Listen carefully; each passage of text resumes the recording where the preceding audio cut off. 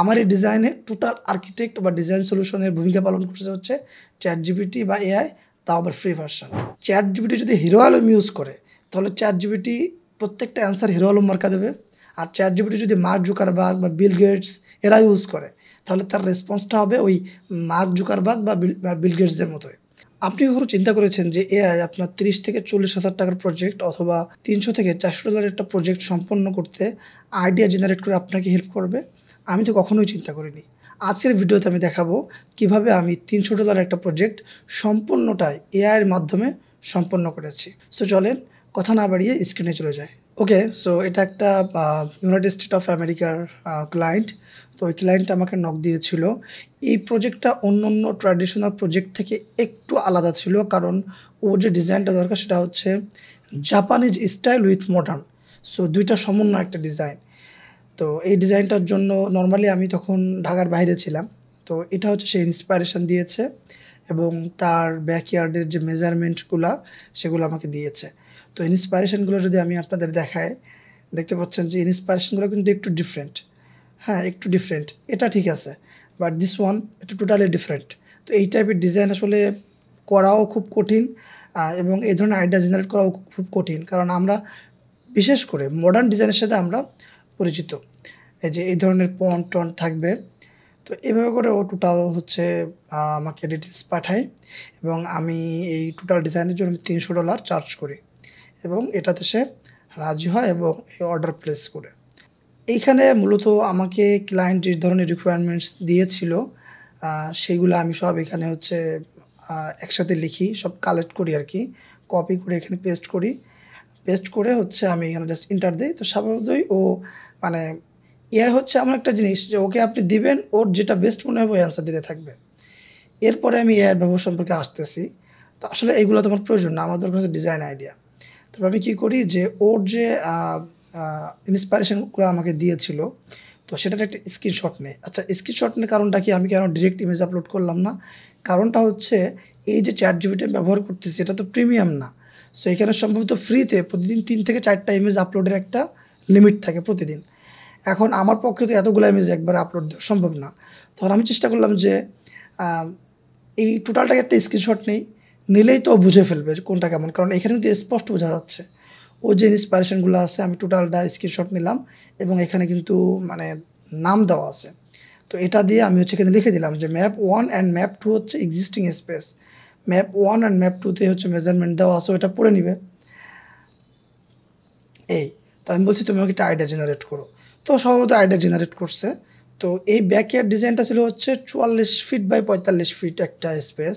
তো এর সমস্যা যেটা, ও কিন্তু ওই মেজারমেন্ট অনুযায়ী আমাকে দেয় নাই। 44 ফিট বাই 45, এই ডিজাইনটা সুন্দর, ওর মতো ডিজাইন, বাট এটা কিন্তু এতটুকু জায়গায় এটা কভার করবে না, এর জন্য বিশাল বড় স্পেস প্রয়োজন হবে। তারপরে আমি ডিজাইন চাইছি, ও আমাকে ডিজাইন দিচ্ছে, বাট আমার কী দরকার, আমার দরকার হচ্ছে টপ ভিউ, ফ্লোর প্ল্যান বা টপ প্ল্যান, যাতে আমি ওইটা নিয়ে ডিরেক্ট কাজ করতে পারি, এটাই তোমার দরকার। তারপর আমি বলি যে can you give me top view image, তখনও আমাকে এই ইমেজটা দেয়। এখানে সে একই কথা, এটা 44 বাই 45 ফিট স্পেস আসলে এটা কভার করবে না, অনেক বড় স্পেস প্রয়োজন হবে, বাট ডিজাইন ওকে। দেন আমি বলি যে মোর ভার্সানে ওরা আমাকে হচ্ছে এইটা দেয় এবং এই ডিজাইনটা নিয়ে আমি কাজ করি। তারপর আমি লিখি যে I like it, can you give me one more top view. তারপরে হচ্ছে ও আমাকে এটা দেয়, এটা আসলে টপ ভিউ না, এটা একটা এরিয়াল ভিউ। তারপরে আমি আবার একটা চাই। এখানে হচ্ছে সমস্যা, যেহেতু এটা আমার একটা ফ্রি ভার্সানে কিন্তু ওরা আমাকে আর দিচ্ছে না। এখানে টোটাল আমাকে 4টা ইমেজ ওরা আমাকে জেনারেট করে দিয়েছে।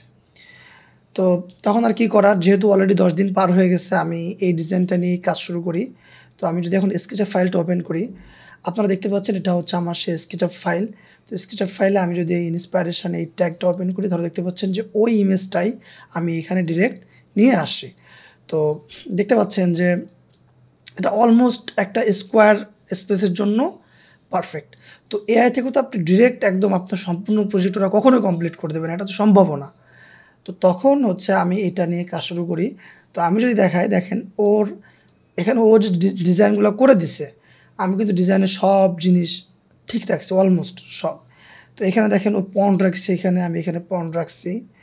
তারপর হচ্ছে যেহেতু ক্লায়েন্টের যে ডিজাইন রিকোয়ারমেন্ট ছিল সেটা হচ্ছে স্যান্ড, স্টোন, রক আর হচ্ছে আর্টিফিশিয়াল টার্ফ বা ঘাস। তো এআই সমস্যা কি, এআই কিন্তু মানে ওর তো ব্রেন ওইভাবে নেয়, ওর কিছু ইঞ্জিন আছে। তো দেখেন ও যেখানে প্লান্টসগুলা বসায় দিছে সেইখানেও ঘাস ইউজ করছে, বাট বাস্তবে তো সেখানে ঘাস হওয়ার কথা না। যদি এই গাছগুলো আর্টিফিশিয়াল হয় তাহলে ওকে, বাট এটা যদি রিয়েল ট্রি হয় তখন তো এখানে আপনার মালচ অথবা সয়েল এগুলো দরকার। তো আমি তখন কী করলাম, জাস্ট এটাকে রিভার্স করলাম। এইখানে এই যে এরিয়া, এই এরিয়াতে আমি দিলাম হচ্ছে স্যান্ড বা সয়েল। আর ও যেখানে টোটালি স্যান্ড রাখছে, এখানে যেমন এই পোর্শনটা আমি কি ইউজ করছি, ঘাস ইউজ করছি। এবং ও এইখানে আরেকটা ফিচার দিছিল, এটা আমি জানি না এটা মেবি ওয়াটার ফিচার নাকি ফায়ার ফিচার, তো এটা তোমার প্রয়োজন নাই। তো আমি ডিজাইন থেকে এটা রিমুভ করছি এবং এই টোটাল জায়গাটা আমি এখানে কিছু স্টোন ইউজ করছি, এখানে স্যান্ড ছিল আর এখানে এই স্যান্ড আছে। তো এটা তো জাস্ট কালার আমরা রেন্ডারে দেখাবো। আর স্টোনগুলো যেভাবে আছে সেভাবে রাখছি, এইখানে একটু আমি মডিফাই করছি। আর এখানে সিটিং এরিয়া রাখছি, লাইটগুলো যেভাবে দিচ্ছি আমি এখানে যে লাইটগুলো সব পজিশন রাখছি। এখানে যে লেআউট দেখতে পাচ্ছেন সেম লেআউট আমি এখানে রাখছি, জাস্ট ঘাসের পরিবর্তে এখানে আমি সয়েল বা মালচ ইউজ করছি। আর ওর যে পেড়গুলা দিচ্ছে পেড়গুলা, আর ওর এটা তো কংক্রিট, এখানে আমি জাস্ট উড ইউজ করছি। এটা ক্লায়েন্ট তার প্রয়োজন মতো সেখানে সে কংক্রিট ইউজ করবে নাকি উড ইউজ করবে এটা তার বিষয়। তো এইভাবে করে আমি ডিজাইনটা করে দিই। তো এরপরে হচ্ছে এটা যদি আমি এখন এটা করি, এখানে দেওয়ার পরে ক্লায়েন্ট হচ্ছে আমাকে কিছু রিভিশন দেয়। তো রিভিশনে ও যেটা বলে যে ওর যে স্টোনটা আর কি, ওই সরি স্যান্ডটা, এটা তো জাপানিজ স্টাইল, মানে এই যে এই ধরনের সার্কেল করা থাকবে এগুলোর দরকার। ও হচ্ছে পন্ডে একটা আলাদা একটা ওয়াটার ফিচার চাই, সে আমি ওয়াটার ফিচারটা আমাকে অ্যাড করতে বলে। তারপরে হচ্ছে ওর যে পেরগুলার সাইজটা, ও পেরগুলার সাইজটা আবার আমাকে পাঠায়, আমি পেরগুলার সাইজটা করে দেয়। দেখতে পাচ্ছেন যে এই টোটাল ডিজাইনে মনে হয় 3বার রিভিশন আসছে সব মিলে। রিভিশন বলতে কি, যে দেওয়ার পরে বলতেছে যে তুমি একটা ওয়াটার ফিচার অ্যাড করো, একটা বিবিকিউ অ্যাড করো, কিন্তু ডিজাইনের যে মূল লেআউট সেখানে কিন্তু কোনো ধরনের পরিবর্তন ওইভাবে আসে নাই। তো আমি দেখাই, আমি টপ ভিউটা দেখাই, দেখতে পাচ্ছেন। তো এইখানে স্যান্ডের ক্ষেত্রে বললো যে ও জাপানিজ যে স্টাইল সেটা চায়। আর এখানে এই যে আমি ওয়াটার ফিচারটা অ্যাড করছি, আর এখানে একটা বিবিকিউ গ্রিল অ্যাড করছি। তো এই হচ্ছে টোটাল ডিজাইন।